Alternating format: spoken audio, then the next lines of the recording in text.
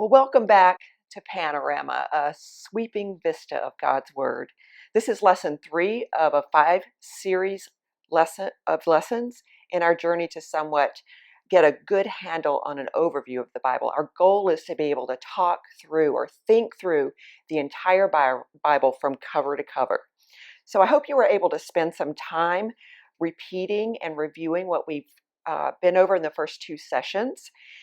Using your memory tools. So as a reminder, we've got a couple of things. We've got our map, which is a dry erase map that you could use to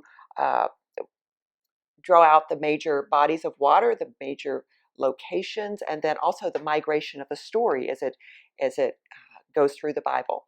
And also we have this dry erase chart where you would write down the 9 chronological eras of the Old Testament, include the major figure, the major person, and the major location. And we've also been through the first 2 for the summaries. Also, I hope that you have taken your cards, your flashcards, and compile them, cut them up, and put them in order. And by order, I mean we do the way we go through the review on the structure, and then we get to the eras, and in each era there is a main card, and then there is a summary, and then there are the 4 points that connect the eras from one to the next. But also our map, there's a little tiny map in the cards. And like in our Bibles, the maps are in the back, so I like to put mine at the back of my flashcards. So here's the map, and then it's got the bodies of water on a little card, and then the location. So if you can put that together, that'll help you think through and talk through and practice the flow of the Bible. Now, again, quoting Zig Ziglar, repetition is the mother of learning, so we're going to repeat and review what we've already been over. So first we start out with the structure of the Bible, how it's constructed, how it's put together in the format that you hold in your hands.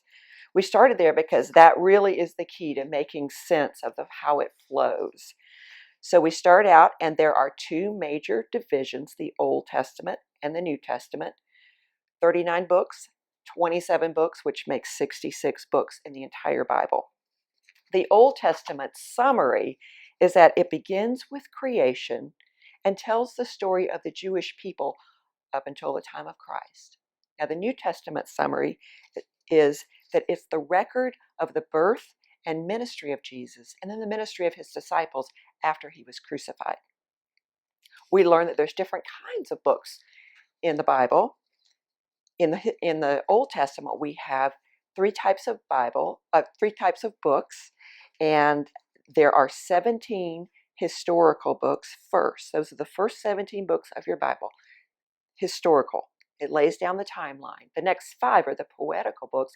They drop into the timeline. And then the last 17 are the prophetical books, and they also drop into the timeline. Of those historical books, the 17, we know that there's 11 primary books where the story advances along. And scattered in there are some secondary books that the story doesn't advance, but it enhances the story or repeats the story, it amplifies the story. And there's 6 of those. So then we learned the lay of the land, the geography of the Old Testament. It's the all-important stage of the storyline. So let's look at our map again, and let's quickly look through the major bodies of water and the major locations. So if you look at your map, we've got we start with the Mediterranean Sea, which is number 1, and then the grouping of 2, 3, and 4, that's the Sea of Galilee, and the Jordan flows out of it into, which is 3, down into number 4, the Dead Sea. And then we have number 5 over there, that's the Nile River, which flows through Egypt into the Mediterranean Sea. And then over on the other side, we have 6 and 7, which are the 2 rivers, the Tigris and Euphrates, where they flow for 1,000 miles and then join together and then flow into the Persian Gulf, which is number 8. So that anchors our map, those bodies of water. And then we put in our locations, which are the lettered locations on your map. We start with A, which is the general area of where Garden of Eden is. And then we go over to close to the Mediterranean Sea to B, which is called 3 different names depending on what period we're in. It's first Canaan, then it's Israel, and then it's Palestine. And then C is the city of Jerusalem, a very key place. Over by the Nile is D, that's Egypt. And swing back over in between the rivers, that's E, is Assyria. That's where the first major power comes from. It's based out of there. And then letter F, that's the second major world power that conquers Assyria. And then G is Persia, which is the third major world power, and they conquer Babylonia. And we also learned that the scale of our map is about the size of Texas, which is very helpful to me. Then we looked at the timeline of the Old Testament as laid out in the 17 historical books. And we identified 9 chronological periods or eras as laid out in Max Ander's book. Again, I would recommend this book, very good one. And then we identified each era with a main person and a main location. And so far, we have looked a little closer at the first 2 eras in more detail. And each era has 4 connecting points that help take you from one era to the next. So let's review the flow of the first 2 eras, including the 4 connecting points that connects one era to the next. So we first started with the creation era, and the summary is Adam is created by God, but he sins and destroys God's original plan for man.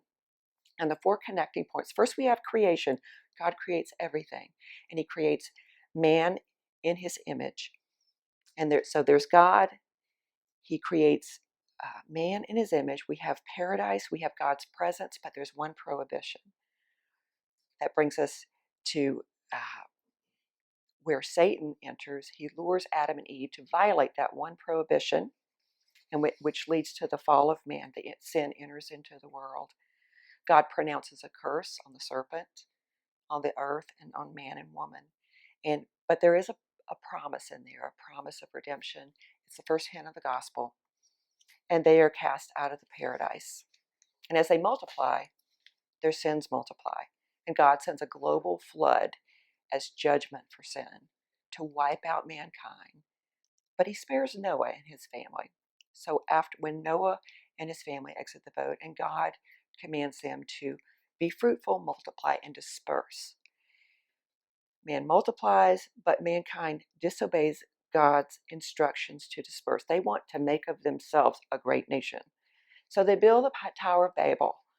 So God confounds when they're building it, God confounds their language so they cannot communicate. They can't understand each other. And then the peoples are dispersed by language groups, which forms the beginning of the nation. After the people were dispersed by language groups to form the nations, some time passes, and God calls Abraham from Ur, which is over near the Mesopotamia. And that brings us to the next era, the Patriarch Era. In the Patriarch Era, this is the summary. Abraham is chosen by God to father a people to represent him to the world. So remember that because of Adam's sin and the fall of man, now the focus is on God's plan of redemption for mankind. God wants a people through whom he can work to produce a reflection of himself, through whom he can spread the message of redemption to the world, and through whom a Savior can be born. So in this era, we see 4 consecutive generations as our connecting points. First, we have Abraham. God calls him out of Ur, and he says he calls him to go over to a land called Canaan. And God makes a promise to bless Abraham with that land. Innumerable offspring, God will make of him a great nation. And there is a promise that through him, the entire world would be blessed. This was sealed in a blood covenant, and he becomes the father of the Hebrew people. God's promises to Abraham are then passed to his son, Isaac. He's the second father of promise. And then Isaac fathers Jacob, and the promises that were given to Abraham came through Isaac are then promised to Jacob. He has 12 sons, and God changes his name to Israel. Those 12 sons become the 12 tribes of the nation of Israel. So Jacob is thus the father of the nation of Israel. One of those sons, Joseph, that's our fourth point, our fourth connecting point, fourth generation. Joseph is sold by his brothers into slavery and is taken to Egypt. But God uses him. He raises him up in leadership so that he is in position to mastermind a storage of food for an upcoming famine. And during that famine, Joseph's family, which was still back in Canaan, come to Egypt for food, and they're reunited.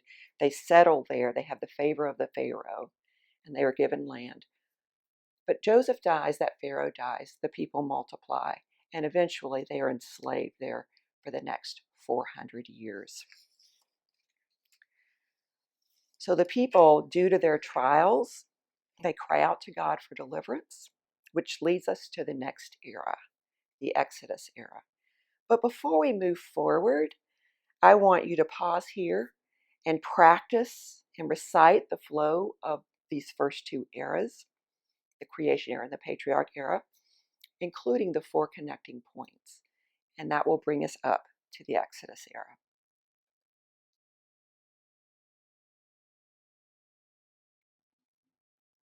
Now we're ready to pick up where the narrative left off.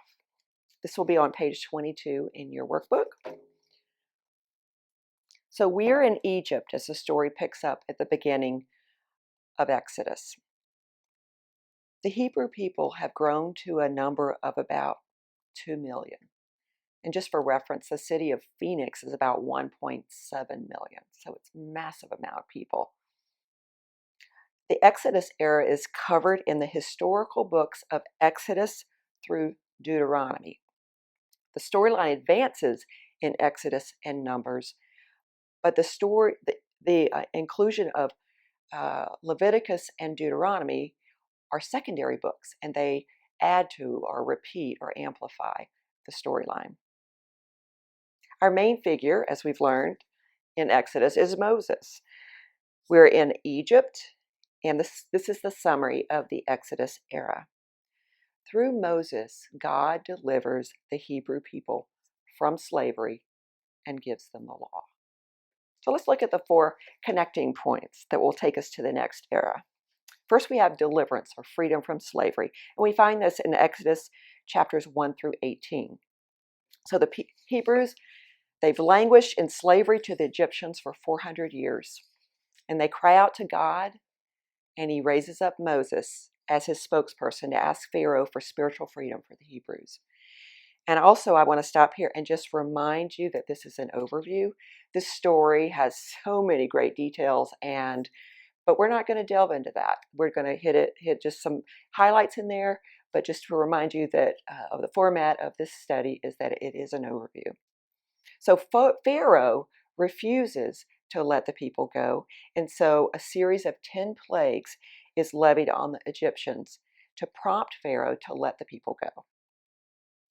It's the 10th plague, the death of the firstborns, and that's the plague that prompts Pharaoh to let them go.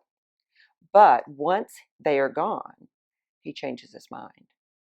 And so he pursues them all the way to the Dead Sea, but God parts the waters for the Hebrews to cross on dry land, and then he returns the waters to protect them from Pharaoh's army. And they are delivered from slavery. They are delivered from Egypt. So now the ultimate destination is the promised land of Canaan. This land promised to Abraham.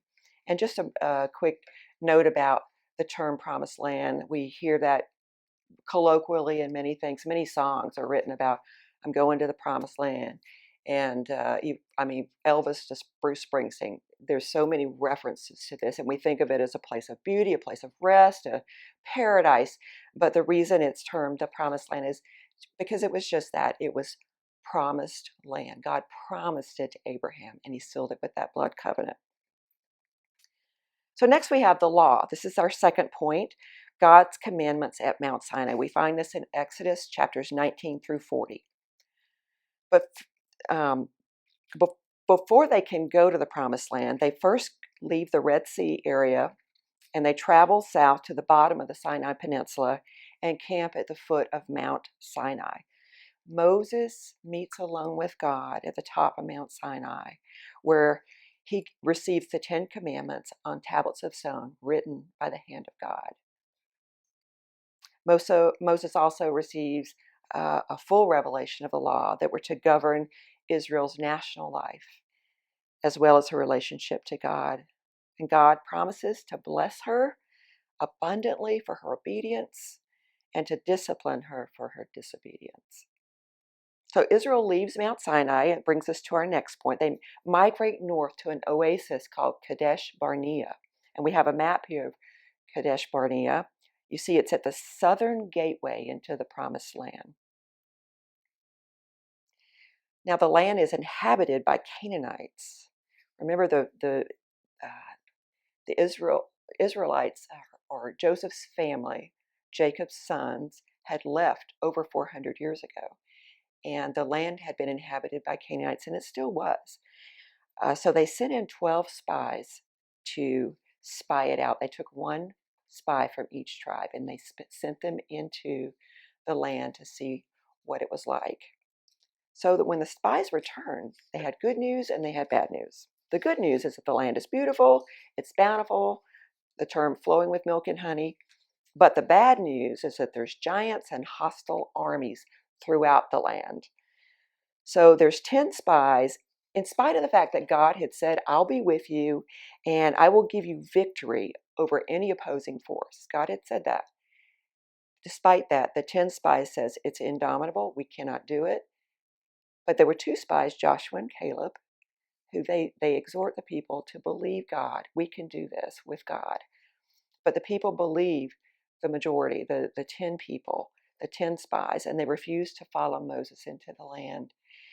This becomes known as the place of rebellion. So because, as a consequence for that rebellion at Kadesh Barnea, they have to wander for 40 years in the wilderness. It's a consequence of rebelling against God. And we find this in Numbers chapters 20 through 36. They had to wander in the wilderness until everyone who was 21 years or older died out, except for Joshua and Caleb. It was a generation that needed to die out. So in the next 40 years, a new generation comes to leadership. Moses leads them to the land that lies north of the Dead Sea on the eastern bank of the Jordan River, which is the eastern gateway into the Promised Land. Moses encourages the people, gives them additional instructions found in the book of Deuteronomy. He passes the torch to Joshua, and then Moses dies. Now let's look at a few examples of how we see Jesus in the Exodus era. Let's remember that Jesus many times made reference to how scriptures in the Old Testament point to him.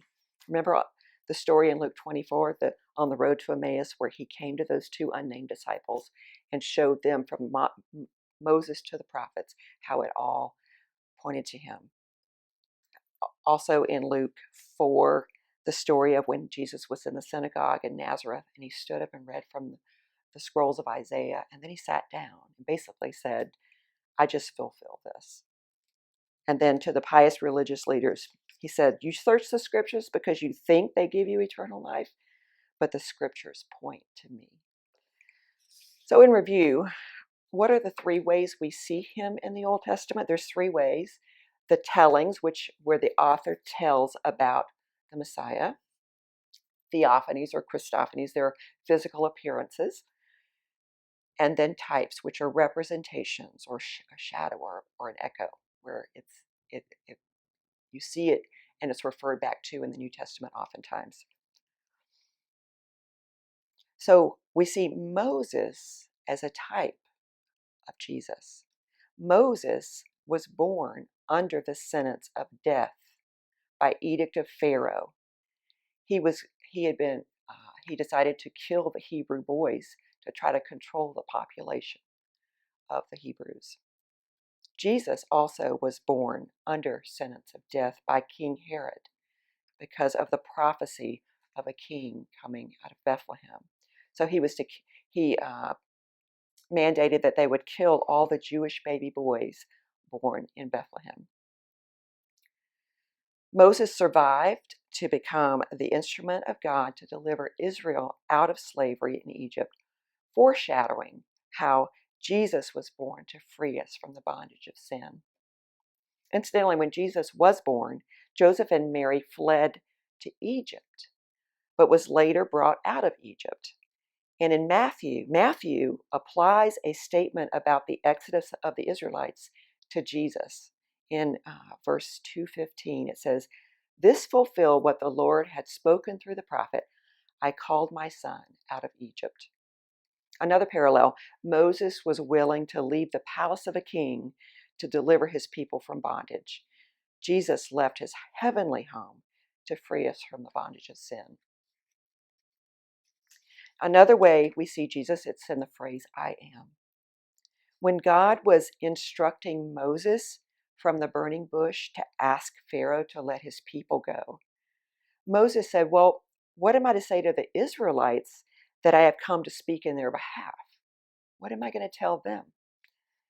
In Exodus 3:14, it says this, and he said to him, and God said to Moses, say this to the people of Israel, I am has sent me. This phrase, I am, means self-existent one. In John 8:58, Jesus says, I tell you the truth, before Abraham was even born, I am. He didn't say I was, but I am. And then he goes on throughout his 3 years of ministry to make many I am claims, in many ways finishing the sentence. I am the living bread. I am the light of the world. I am the gate. I am the good shepherd. I am the resurrection and the life. I am the truth. And on. In John 8:24, Jesus says, unless you believe that I am who I claim to be, you will die in your sins. So it's an unapologetic, undeniable claim of deity. So one more that we're going to look at in this era, and it's the Passover. So the 10th plague, which was the death of the firstborn. We're going to look at that, and this is where the Passover comes in. The Israelites were not subjected to the other 9 plagues, but they had to go through this one. But they were given a way of escape. So first, the lamb that was to be used. In the Old Testament, Exodus chapter 12, verses 6-7 and 23, it says the lamb was to be publicly slaughtered. Now in the New Testament, in Revelation, it refers to Jesus as the lamb that was slaughtered. Old Testament, in Exodus, it says it should be without defects. In the New Testament, 1 Peter 1:9, it refers to Christ was a lamb without blemish or defects. Also in 1 Corinthians 5:7, it refers to Jesus as our Passover lamb. Old Testament says not to break any bones of the lamb that would be slaughtered. And we know that on the cross, the Roman soldiers did not break Jesus' bones. In Exodus 12:12-13, the Israelites are told to take the blood and smear it on the top and the sides of the door frame, and I will pass over you. It means in Hebrew to spread out his wings to protect. So God established the feast of Passover to celebrate the protection he provided. Representation of Jesus' blood is what this was, representation of Jesus' blood. Now the Passover meal, by the New Testament, they had been doing this for 1,400 years. So, and they had certain elements that they used. The unleavened bread, which signified the hasty departure from Egypt. There was no yeast, and Jewish leaders understood yeast to represent the corrupting power of sin. And I want to read from Nancy Guthrie's book, once again, her book, Discovering Jesus in the Old Testament, about the Passover. Uh, this is what she writes. When Jesus shared the Passover meal with his disciples the night before he was arrested, he took some bread and gave thanks to God for it. Then he broke it in pieces and gave it to the disciples, saying, "This is my body, which is given for you. Do this to remember me." Quoting, that's Luke 22:19. Were their eyes open that night to the significance of the unleavened bread that they had eaten year after year during Passover? Jesus made it clear that the bread, made of pure grain, untouched by yeast, was a foreshadowing of his sinless and incorruptible life. The practice of breaking bread symbolized his broken body on the cross. And the second piece of bread, which was traditionally wrapped in a linen cloth, hidden, and later brought back to the table, symbolized Jesus' body wrapped in linen grave cloths, hidden in the tomb for 3 days, and then resurrected. So now we're going to cover the Conquest Era, and it's covered in the book of Joshua. So our main figure is Joshua. Our main location is Canaan. And here's the summary. So it's the shortest one of all the summaries. Joshua leads the conquest of the promised land. Very simple, very easy to memorize. So after the Exodus, the circumstances were very perilous for the Israelites. They had wandered in the wilderness for 40 years because of their rebellion and their unbelief at Kadesh Barnia. Now they were poised on the eastern bank of the Jordan River where Moses had led them. And the test was the same. Would they forge ahead? Would they believe God? Would they follow the God-appointed leader? And it was a little bit of a cliffhanger. So we were going to see if they're going to follow. So the task of rallying and leading the people fell to Joshua. Moses was dead. Would they rally behind his leadership? So let's look at our connecting dots. First, the Jordan and a miraculous parting of water. We find this in Joshua chapters 1 through 5. So Moses dies, and God handpicks Joshua to succeed him. So our first challenge is to cross the Jordan River at flood stage. We see this in verse 15. And flood stage, I live on the Clackamas River, and in the summer, it's you walk across it, it's hip deep, maybe even just knee deep, but in the middle of winter, it's very treacherous, very dangerous, uh, you could easily die in trying to cross that river. So we're at flood stage of the Jordan. God gives him very specific instructions. He says, put the priests at the front of the march. And when their feet touch the water, God would part the water. Actually, he was going to stop the flow of the Jordan down. So that's how he gave them the dry land. And they follow God's specific instructions. They do what God says. God parts the water for a distance of about 20 miles, verifying that God was with Joshua as he had been with Moses. And we see this in chapter 3, verse 16. And now they have entered the promised land. And that brings us to our second point, Jericho, which is a miraculous conquest of a city. That's in Joshua chapter 6. So this is our second challenge. It's a military one. Jericho is a small oasis on the west side of the Jordan near the Dead Sea. Oasis, but it's a fortified city. And Joshua is a brilliant military strategist, so much so that his military campaigns are still studied to this day in the Army War College. As he stands overlooking the city of Jericho, the angel of the Lord appears to him and gives specific instructions on exactly what to do. This is what you're supposed to do. March around the city once a day for 7 days. And on the seventh day, march around it 7 times. And the people are to shout out, and then the walls will fall down. And this made absolutely no sense. But they did exactly as God told them to do, and God did exactly as he said he would do. And this happened around 1400 BC, just to get us on a timeline. So we had our first challenge of crossing the river. They were into the promised land.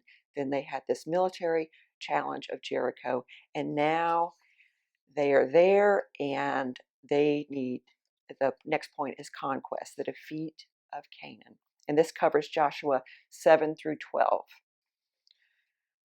So remember, we've got these Canaanites. They've been there for centuries, and they are united in their hate for the Israelites.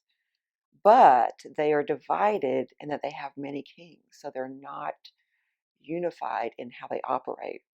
So Joshua cuts through the midsection toward the Mediterranean Sea, and then after dividing the land in half, he conquers the south and then goes up and conquers the north. And that the whole conquest took about 7 years. Amazing. But God was before them, behind them, beside them, and God said, I will be with you. And then the last point is dominion, finalizing dominion. And we find this in Joshua 13 through 20. So each of the 12 tribes is given a land area. Actually, it's, to be more specific, it's 10 of the tribes and 2 half tribes. Remember, Joseph had 2 sons, Ephraim and Manasseh, and they were given land. And then the one tribe, the Levites, were not given land, but they were given cities within all of the tribes. That gives us our 12 tribes. Now, each tribe, now that they have their land, each tribe is responsible for finalizing dominion of their area. The 12 tribes then live in a loose federation with each other, and that's the relationship that they had. And that brings us up to the next era, which is the Judges Era.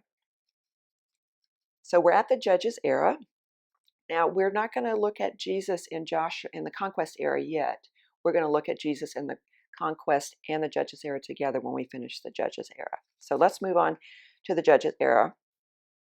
Now, the Judges period stands in stark contrast to the Conquest Era. In the Conquest, the people were generally obedient to God's instructions, but not fully, just generally. God had followed through with his promise to give them the land. But he had been specific that it was important to be thorough in the clearing of the land. So Moses instructed them before he died. The instructions that were given to Moses told the people. In Deuteronomy chapter 7, verses 1 through 6, when the Lord your God brings you into the land that you are entering to take possession of it, clear away many nations before you, the Hittites, the Girgashites, the Amorites, the Canaanites, the Perizzites, the Hivites, and the Jebusites, 7 nations more numerous and mightier than yourselves. And when the Lord your God gives them over to you, and you defeat them, then you must, 1, devote them to complete destruction. You shall make no covenant with them and show no mercy to them. Number 2, you shall not intermarry with them, giving your daughters to their sons, or taking their daughters for your sons, for they would turn your sons from following me to serve other gods. And then 3, you shall break down their altars and dash in pieces their pillars and chop down the Asherim and burn their carved images with fire. So these are the instructions Moses gave the people before he died, before they enter the promised land. But then Joshua repeats these same instructions before he dies, after they have their land. This is what Joshua says in chapter 23, verses 6 through 13.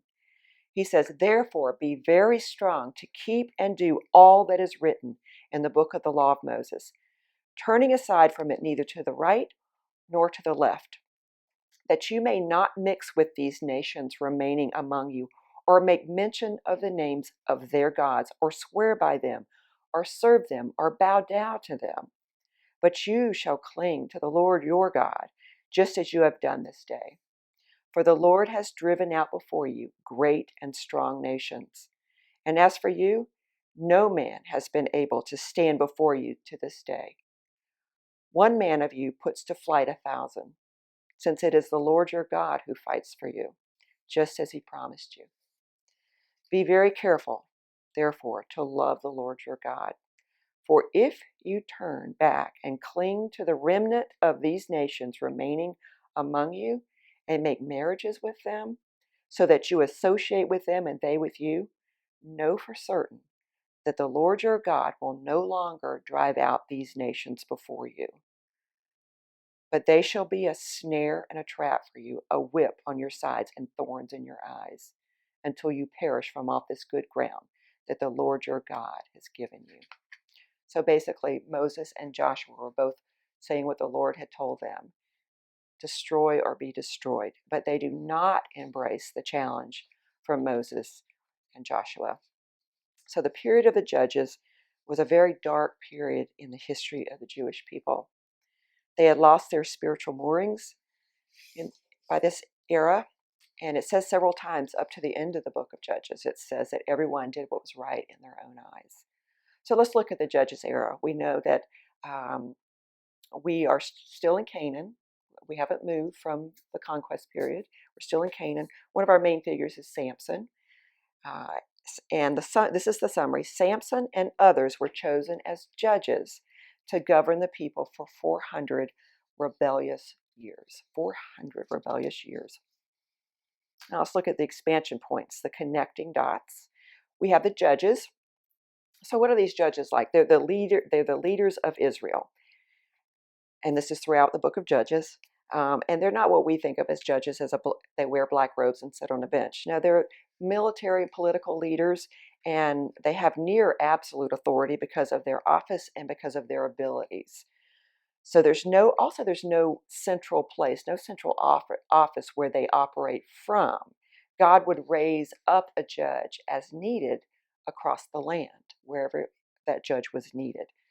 Some of the judges you've probably heard about: Deborah, she was a woman judge. Gideon, he was a judge, and he was he was a judge who defeated an army of thousands with 300 soldiers. Samson was a very famous judge, and he had incredible strength. And then Samuel.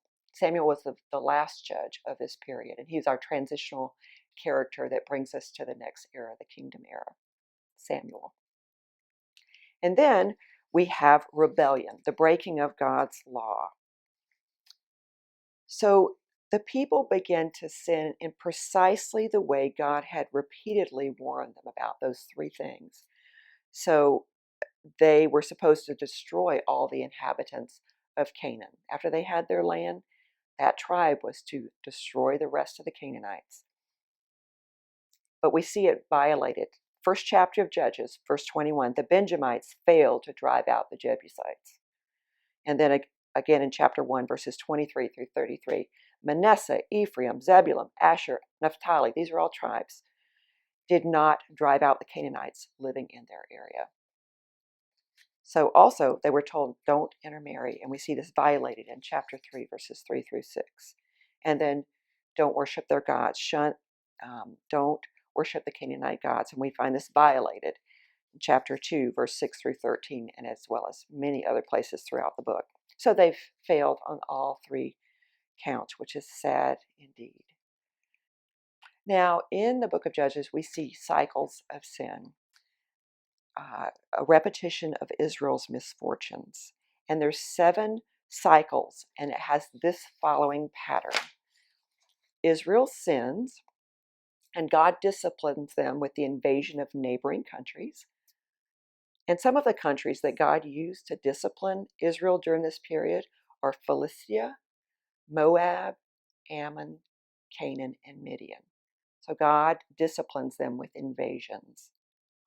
Israel repents and cries out to God for deliverance. God raises up a judge who delivers them. And then God frees the land of military oppression for the remainder of that judge's life. And once that judge dies, then the cycle repeats itself. Israel sins, and the cycle repeats itself. And we have 7 of those cycles in the book of Judges. Now, our last point under Judges is Ruth, a model woman. And this is covered in the book of Ruth. And it's in such contrast to the background of Judges. Ruth is a secondary historical book, meaning it amplifies or expands the storyline that happens in Judges. The timeline doesn't move on. It happens within that book, within that era. The book starts out like this. In verse 1, it says, "In the days when the judges ruled, there was a famine in the land, and a man of Bethlehem in Judah went to sojourn in the country of Moab." It's outside of the tribal land. He and his wife and his 2 sons. So we have the story. It zeroes down into a couple, Elimelech and Naomi, his wife, from the tribe of Judah in Bethlehem. There's a famine, and so they leave Judah and they go to Moab, outside of their tribal lands of Israel. It's east of the Dead Sea. His sons marry Moabite women, one of which was Ruth. She was a Moabite. The father dies, Elimelech dies, and then the 2 sons die. And so we're left with Naomi and her 2 Moabite daughter-in-laws. And Naomi and Ruth, Naomi wants to go back to Judah, back to Bethlehem, and Ruth wants to go with her. And she says, "Your people will be my people, and your God will be my God." So they go back to Judah, they go to Bethlehem, and Boaz, who is a relative of Elimelech, comes on the scene, a godly man, and he's a relative or a kinsman, and he knows he can redeem the bloodline by marrying Ruth. And we're going to look at this in a minute. So as we move from the conquest period to the judges period, we see a time of victory, then we see a very dark time. But we're going to look at Jesus in those 2 eras. So this kinsman redeemer that we find in Ruth, that Boaz is. So remember, Ruth had lost her husband, and there were no brothers to marry her. So Elimelech had 2 sons, and those 2 sons married women, and they didn't have any sons. There was no continued bloodline. Naomi's mother-in-law returned back to her father-in-law's land, to Bethlehem in Judah. The law had provided for a situation like this where a woman was left alone without children when her husband died, and his lineage was about to be terminated. And we find this provision made in Deuteronomy chapter 25, verses 5 through 6. And from a commentary I found that talks about these verses, it says, when a poor person in ancient Israel had to sell his or her property to make money to live on, the nearest relative or kinsman was to come and redeem what the family member sold. That's in Leviticus 25:25. This law ensured that nobody would become landless and locked in a cycle of poverty. It was an inside the clan welfare system where debts and obligations would be paid by one family member, so that the poor family member could be freed or restored. It was also a way to carry on the family line. So Boaz offers to be Ruth's redeemer after she had asked him. He carries on the family line through her. But not only is Boaz a type of Christ as our kinsman redeemer, but we also find Ruth, a non-Hebrew, is mentioned in the book of Matthew as being in the lineage of Jesus. So we see that Boaz, as the kinsman redeemer for Ruth, is a representation of Christ, who redeemed a bride for himself, the church. Boaz redeemed the line of Elimelech, and Jesus redeemed the people of God. So just as Ruth is found in the lineage, a non-Israelite, found in the lineage of Jesus, we also find Rahab in the Messianic line. So when in the Conquest Era, when they were going into Jericho, they sent in spies to spy out the city. And the 2 spies that went to spy out Rahab, a prostitute, inside the city wall, took the spies in, and she was promised that when they took the city, that she would be spared, she and her family. And in the book of James and the book of Hebrews, both reference her faith.